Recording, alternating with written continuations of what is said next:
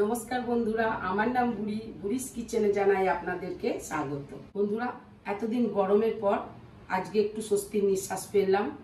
বৃষ্টি হয়েছে, দুদিন যাবত বৃষ্টি হচ্ছে, তাই ভাবলাম আজকে একটু খিচুড়ি বানাই।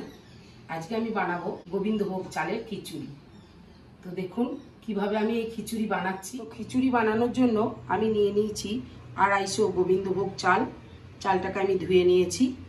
আর নিয়েছি 1 বাটি মুসুরির ডাল, আর নিয়েছি ছোট কাঁচের বাটি 1 বাটি মুগ ডাল, আর নিয়েছি আমি আদা, কাঁচা লঙ্কা আর 2 চামচের মতো গোটা জিরে।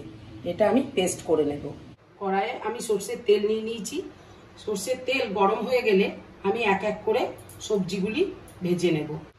প্রথমে দিয়ে দেব আলু। ভাজা হয়ে গেলে দেব আমি ফুলকপি,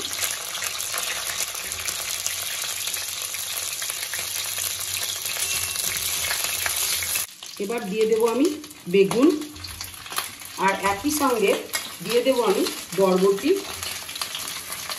আর টমেটো।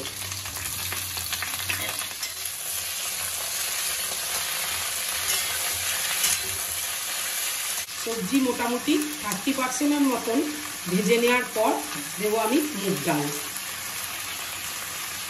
মুগ ডাল দিয়ে ভালো করে ভেজে নেব। এবার আমি 2টো তেজপাতা দিয়ে মশলা দিয়ে দেব।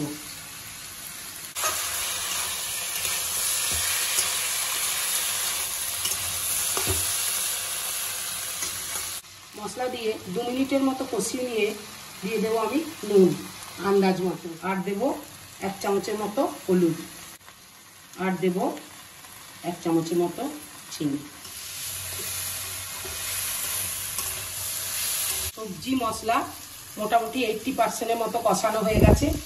এবার আমি চাল আর ডাল ধুয়ে রেখেছিলাম দিয়ে দেব। মশলা সবজির সঙ্গে চাল ডাল ভালো করে মিশিয়ে নিতে হবে।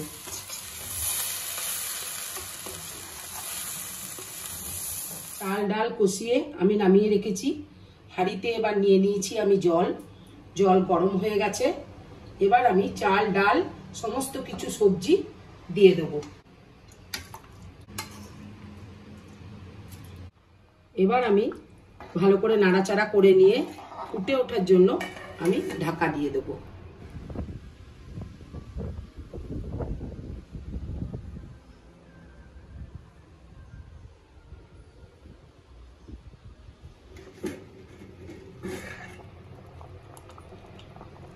মিনিট 10 মতো টকবক করে ফুটিয়ে নেওয়ার পর আমি গ্যাসের ফ্লেমটা কমিয়ে দেব আর অনবরত নাড়তে থাকবো। বন্ধুরা, এই বৃষ্টিতে খিচুড়ি খেতে দারুণ লাগবে। আর গোবিন্দভোগ চালের খিচুড়ি তো অতুলনীয়। খিচুড়ি প্রায় শেষের দিকে। এবার নামানোর আগে আমি কাঁচা লঙ্কা কটা চিড়ে দিয়ে দিলাম। তো বন্ধুরা, খিচুড়ি আমি নামিয়ে দিয়েছি। খিচুড়িতে এবার আমি একটু ফোড়ন দেব। ফোড়নের জন্য নেব ঘি। ঘিয়ের মধ্যে দেব 1/2 চামচের মতো গোটা জিরে, আর দেব কয়েকটা শুকনো লঙ্কা। এবার এটা আমি গরম খিচুড়ির মধ্যে দিয়ে দেব।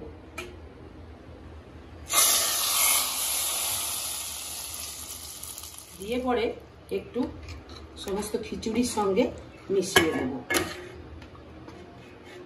তারপরে ঢাকা দিয়ে দেব, নাহলে ঘিয়ের সেন্টটা সব বেরিয়ে যাবে। তো বন্ধুরা, হয়ে গেল আমার খিচুড়ি রান্না। এবার গরম গরম সার্ভ করবার সময়।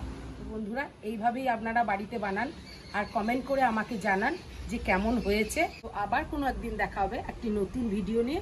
তো আজকের মতো এই পর্যন্ত। নমস্কার।